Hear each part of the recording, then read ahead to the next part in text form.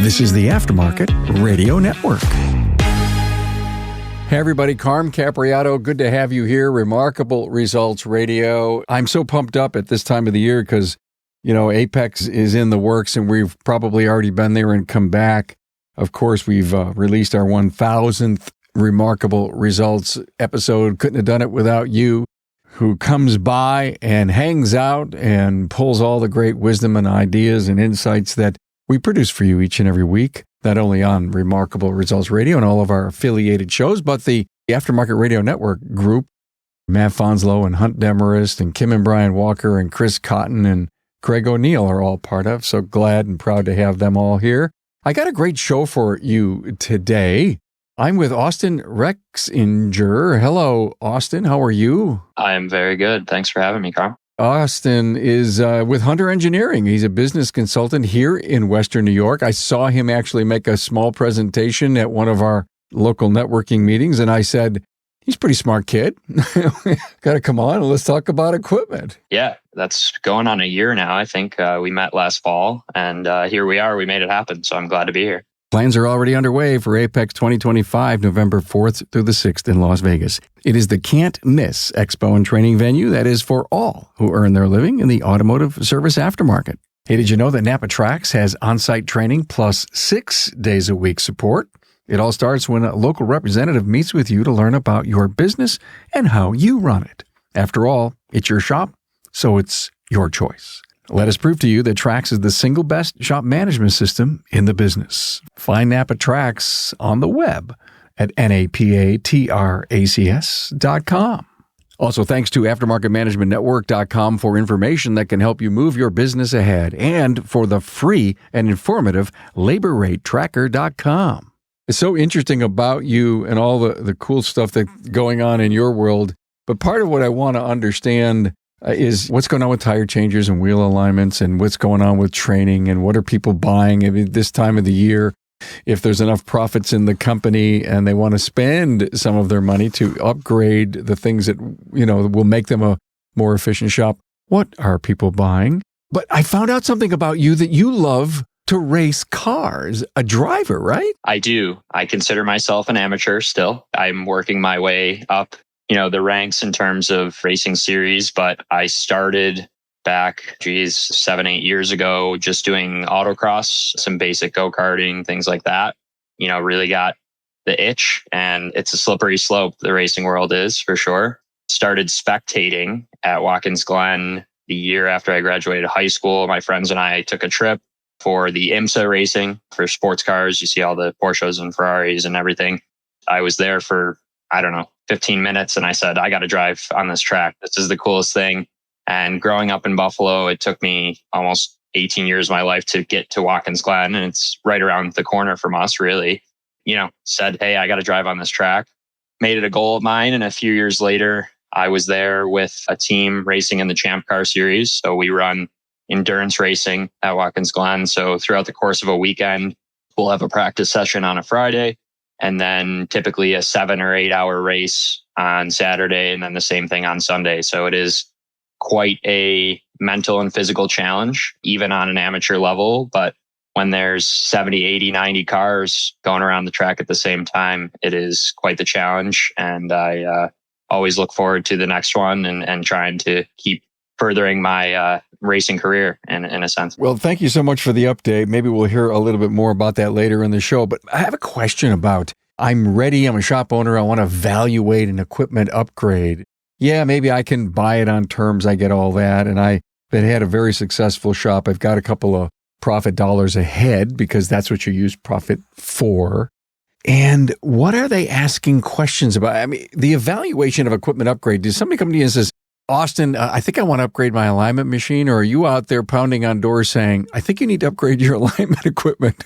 What's the percentage of that? It's a good mix of both. And what I've been trying to do in the last 14, 15 months that I've been with Hunter, I've been trying to not only establish new business with new clients by knocking on doors, by walking in shops, but also reaching out to our existing customers. And the thing with Hunter is once you know our equipment, once you've used our equipment, it's difficult to go back because it truly is that good. So when we reach out to our existing customers and kind of see, hey, how's your experience been up to this point? Maybe you're working with something a little bit older, some of our legacy equipment.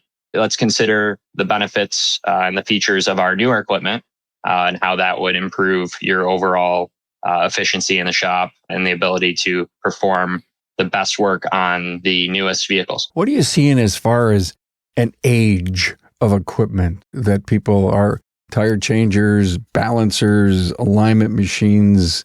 I can't quite say ADAS yet because we're still too young in that thing.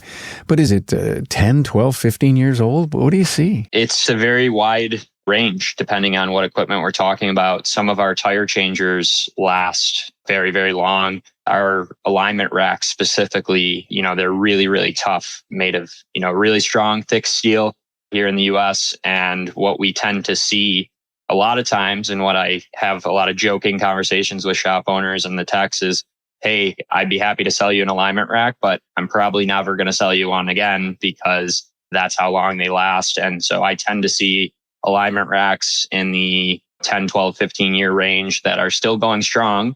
And while it sometimes warrants a replacement or an upgrade, sometimes that's not the case if these shop owners really take good care of them.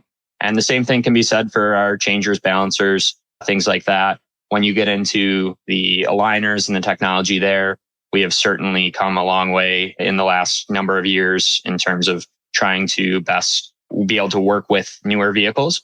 So we want to always be on the cutting edge of that equipment. But, if you take care of your equipment and keep it clean and you really, care for it, you can see tire changers lasting upwards of 10 years. And, at that 10-year mark, we start to have conversations about, hey, what are our expectations moving forward and consider upgrades and things like that. Yeah, but there's an awful lot of new tech that's being built into every piece of equipment today. I mean, look at the wheels and the tires that we're dealing with and the size of them, some of the weight of them, that a 10-year-old tire changer may not necessarily perform as well. Great machine, I get that. And are the shop owners wanting to move because it's easier, it's smarter, there's less risk of damage? What are the reasons that you'd want to move into something? Carm, it's all of those things. So with newer vehicles, as you mentioned, the wheels aren't getting any smaller and they're certainly not getting any lighter. So things like wheel lifts, we have the ability to add a wheel lift onto our tire changers. Not only does it protect the customer's investment on their, wheel set, but also it protects the back of the technician that's actually going to be changing the tire. So things like that, wheel lifts are not new per se, but the design of these new wheels, we're talking about leverless tire changers now. So rather than using a traditional metal tire bar and having the risk of damaging these new, large, expensive, high-end wheels, rather than doing that, let's use a polymer tool head and avoid all of that potential risk when operating on our customers', valuable wheels. I got a question for you, which is a curious question. I remember being out at some of the skilled trade centers in Western New York. We call them BOCES here. That's the acronym for it. And I was at Putter Road last week. We were at Kenton a few months back. We've done videos on both of these visits. And they've got road force balancers inside of these automotive shops. And then you go out to a shop and you won't see a road force balancer. But these young 16, 17-year-old future automotive mechanical or technology specialists are using a road force balancer. Does that piece of equipment sell in the independent world? It definitely does. And, what I have to do as a business consultant is educate on the benefits of road force balancing. So I will use this term cautiously, but I think these kids are spoiled with the equipment that they get to work on. I am jealous. What's really amazing, and I mean to go off into a rabbit hole here, is that there's the money out there to do this. Or are you putting it there just so that you've got placement? Well, it's a little bit of both. So I think that what's really cool for a lot of these schools in the high school level, and then even, where we met over at the ECC campus, utilizing technology that you will then go see in the field as a tech. It's a really good way to set these young technicians up for success where they're familiar with our equipment And when they're going and looking for positions, they're looking not only for, how is the demeanor of the person I'm going to be working on and what are the benefits and do I get healthcare and this or that, but also what's the actual equipment that I'm going to be working on every day. At the end of the day, when you're tired and it's been a long day, how was my day spent? Was it spent working on old tired equipment, or was it spent working with the latest and greatest from Hunter Engineering that I am familiar with because I used it at BOCES or at ECC or wherever I was, in school? Let's talk about continuing education. I'm such a big fan. I'm trying to change the language of the industry, a big proponent of so many shifts in languages. And one of them is get rid of the word training and change it for education, because that's exactly what we ultimately end up when we do any kind of training.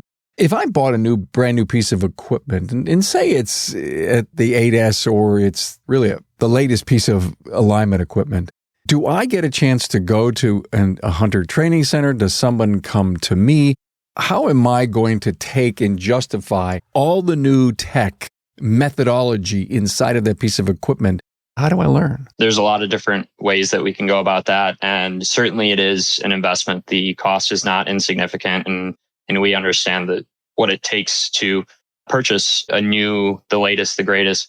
And so what we can provide from a local level is myself and my service technician. We will come out, we will help educate or train, whichever term you prefer, and help with the operational training of the new machine that you purchase. And what we can also do on a regional level is we can have our regional trainer come out and train the shop owner, the technicians, whoever's going to be using the technology on a day-to-day basis, and really get nitty-gritty in a dual setting, so a classroom and in the shop itself. And so we really pride ourselves on the ability to do that from a regional level or from a local level. We also have a online learning system as well. So if you purchase a aligner system currently, you will receive credits to be able to do some online education as well. And we really are encouraging that right now, because what you can do is you can, when you're onboarding, for example, hey, we're going to onboard this new employee. We'd like them to take a basic intro to alignment course online as part of their, they got to do their OSHA training anyway, or they got to do their HR or whatever other things that they are required to do before they're allowed to go and work in the shop. Let's add that to the list to make sure that they're up to speed from the basics of alignment all the way up to some advanced procedures as well. In my mind, you just broke a tremendous code for any shop owner who is bringing on anyone new, is to have a list of, if you will, assessments and or / training on all the equipment. And it doesn't matter if it's a handheld piece of high-tech tabletry. Let me see, look that word up, tabletry. I don't even know if that's the right word. But yeah, evaluation of everything. That's a great thought. Online, I could probably go online tomorrow and say I need to buy something and buy something online. Is there enough information out there for any professional shop owner to make an intelligent decision on buying a piece of equipment online? Well, in this day and age, and I'm guilty of doing some late night Amazon shopping myself, but it's very easy to go and just click add to cart and say, all right, well, looks pretty cool. Brochure, whatever pictures we see. Yeah, all right, this seems good enough. Okay. But are people buying $10,000 pieces of equipment online? So I can tell you, in my short stint with Hunter, it's been a little bit over a year, I have had one particular case that I always love to tell the story. I met a now customer of mine in the checkout aisle of Harbor Freight, and he was there to pick up some hand tools. But I overheard him complaining to the cashier about a tire changer that he had purchased, and it had been giving him all kinds of trouble, and he was getting really frustrated. I remember the cashier saying something to the extent of, I think in aisle 7 we have tire changer or something. He's like, no, not like for my lawnmower. I need like for passenger vehicles. And she's like, oh yeah, no, we don't have that. And, he completed his transaction. Went, hey, not for nothing, if you look out in the parking lot, there's the Hunter truck. Not sure if you're familiar with Hunter. And he kind of cut me off and he goes, well, listen, man, I would love a Hunter. I just can't afford it. And, they're just the best, but I just can't do it. I'm like, hey, that's cool, man. Here's my info. We'll catch up. And I can't make this up. The very next day, he calls me. He's in a panic. Austin, this tire changer I bought online, the arm just snapped. And I got 7 tires here. I changed one and I got 2 sets that I need by the end of the day. And I said, okay, I'll be right there. I'm on my way. We ended up changing some tires on my truck with my demo equipment. And we were able to get his customers, back on the road and going. And the reason I tell this whole story is because he bought a tire changer online. I don't remember exactly what he paid for it, but it was under $10,000 and, looked really nice, genuinely. And I'm saying that as, this is our competition. Looked very nice. Did it operate? Well, no, it didn't. Unfortunately, for the consumer, what we're seeing a lot of in the pictures, they look great. When they show up, they look great. They're shiny. The paint's nice, cool. That's all well and good. But when it comes to how long are they going to last? Are they going to be operationally a quality piece of equipment? Well, unfortunately, we're seeing that isn't the case. AAPEX 2024, one of the best industry training and expo events, is now in the record books. Joe's Garage at AAPEX brought the best and the brightest together to create an interactive experience like no other. The concentration on emerging technology was cutting edge, along with the latest in tools and equipment that bring efficiencies to your shop, which is another reason to attend AAPEX. There were more than 60 training sessions for technical, business management, and HR. You participated in the EV Experience stage at Joe's Garage along with ADAS technology. If you did not attend, I bet you wished you had. AAPEX created specialty sections to make it super easy to find your area of interest, like the tire service section, tools and equipment, the diagnostics telematics shop, and of course the EV Experience. New in 2024 was the student competition on an engine build, and features inside of Joe's Garage were from Autel, BG Products, NAPA, Hunter Engineering, Bosch, Repairify Coats, and Solid Start, among others. Mark your calendar for AAPEX 2025, November 4th through the 6th in Las Vegas. Listen here to learn about exciting events planned for 2025 and when you can start registering. Hey, let's face it, your shop management system is the single most important tool in your shop, period. NAPA Trax has made selecting the right shop management system easy by offering the industry's best, most comprehensive SMS. Now, it all starts when a local representative meets with you to learn about your business and how you need to run it. After all, it's your shop, so it's your choice, and having local representation is a huge plus. Customizing Trax to your business, whether you're a one-person shop or a large multi-bay or multi-location company, a representative consults with you to help optimize your shop's workflow, efficiency, and profitability. Trax always has the flexibility to do business how you need to do it, which means it can also grow as your business grows. And unlike the other guys, we'll be there for you after installation with the best training and support in the business. Yes, a learning management system tailored to each role in your company. Simply put, Trax was designed and built for shop owners just like you. Visit us on the web at NAPA Trax, that's NAPATRACS.com. Hey, ever wonder how your labor rate compares to your market and state? You now have a site where you can confidentially upload your rate and see other labor rates published in your market. LaborRateTracker.com is an important site to know about. Currently, the database has over 1,000 shops participating and growing every day. But there's more to setting your rates than finding out what others charge. You should look at the labor rates in your state and town to gain a complete picture of the labor rate landscape. Hey, it's easy. Get market intelligence like never before at LaborRateTracker.com. Austin, where's wheel alignment heading? And I guess part of my curiosity is more and more shops realize that they must be selling tires.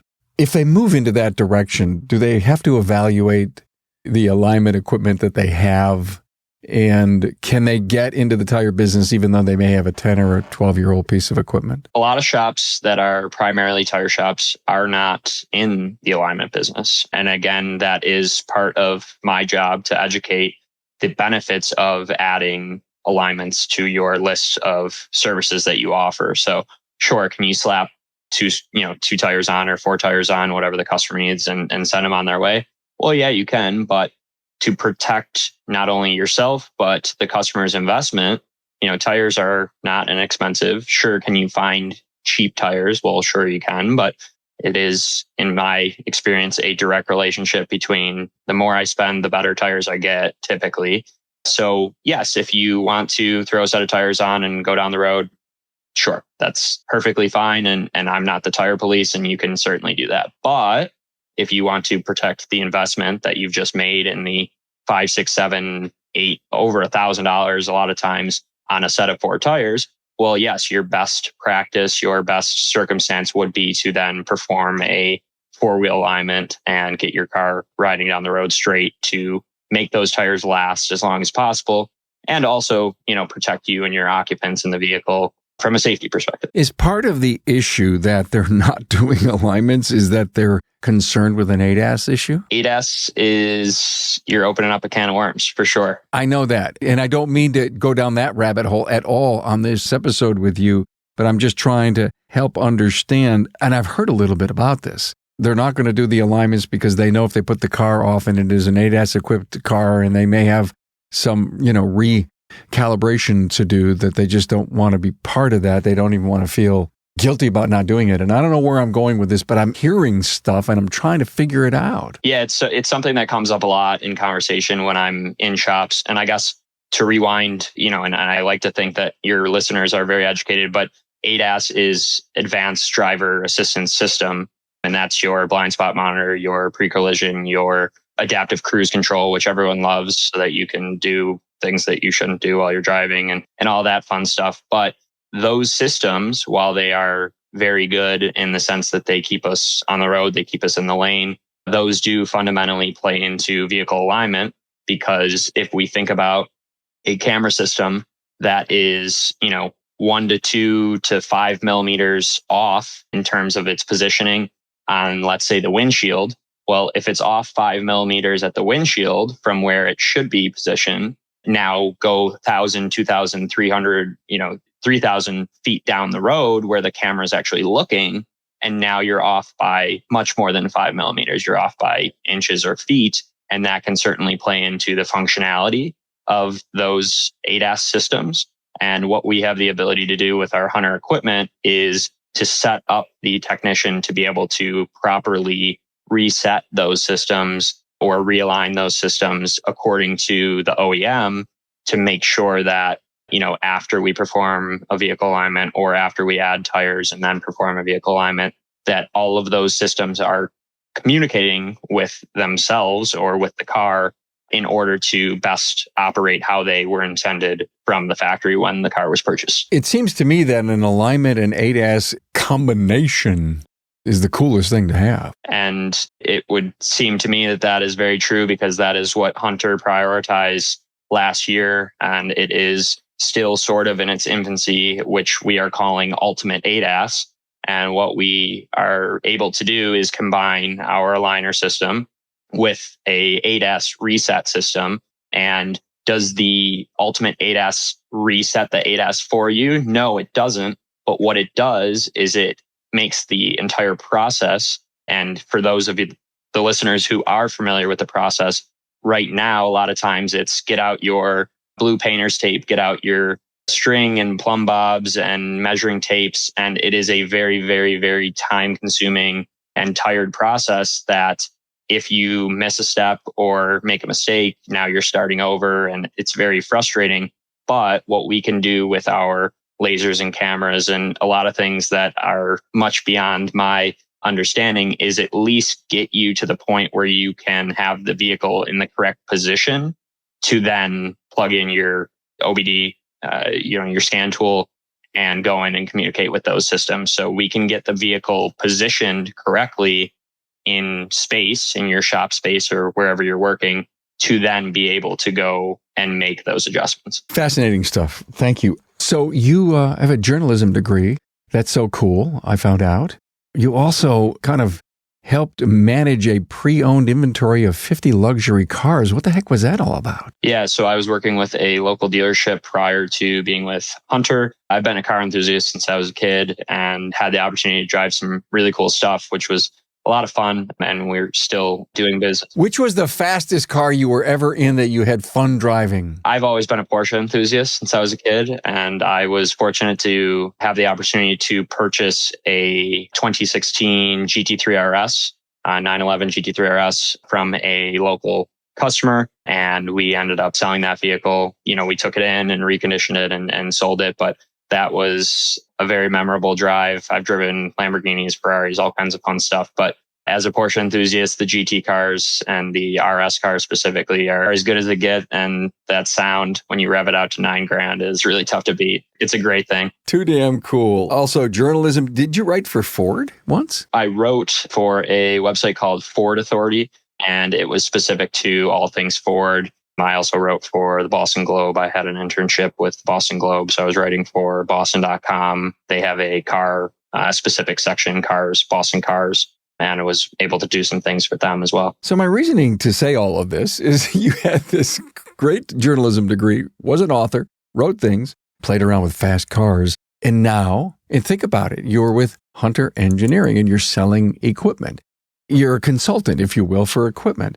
I find your career path fascinating. What brought you to Hunter? What's funny, in Buffalo being such a small community and everyone knows everyone and things like that, from when I was 13 mowing lawns, 15, 16, getting into, working at restaurants and things, I always had some sort of connection, whether it was a personal referral or a family friend or whoever, to all of the different jobs I've had throughout my life.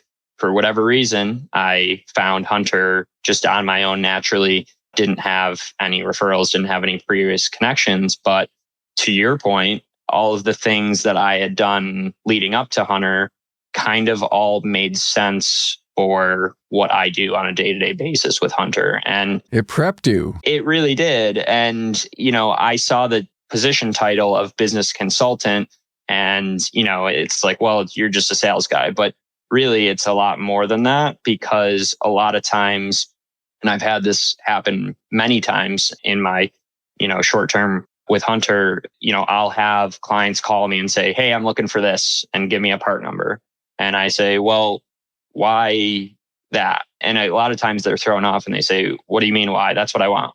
It's my job in as smooth of a way as possible to say, it's in my opinion or my experience and what I've seen in the field that I don't necessarily think that would be the best product for you, but I do think that product A or product B or product C would actually be more beneficial to you and your shop for what you're working on. And that's part of that consulting role and what we try and do. I'm a big believer in exactly what you just talked about, is that salespeople, or in your particular case, being a business consultant, should not be selling anything, parts, equipment, or anything. You should be selling or consulting with information, knowing enough about their business and how it runs and how they make money and where they're marketing, and are they providing the right ultimate repair with the right equipment. And you've seen that. So I'm a believer in what you just said, that all of this training that got you where you are today, probably going to make you a pretty damn successful guy. I hope so. It's been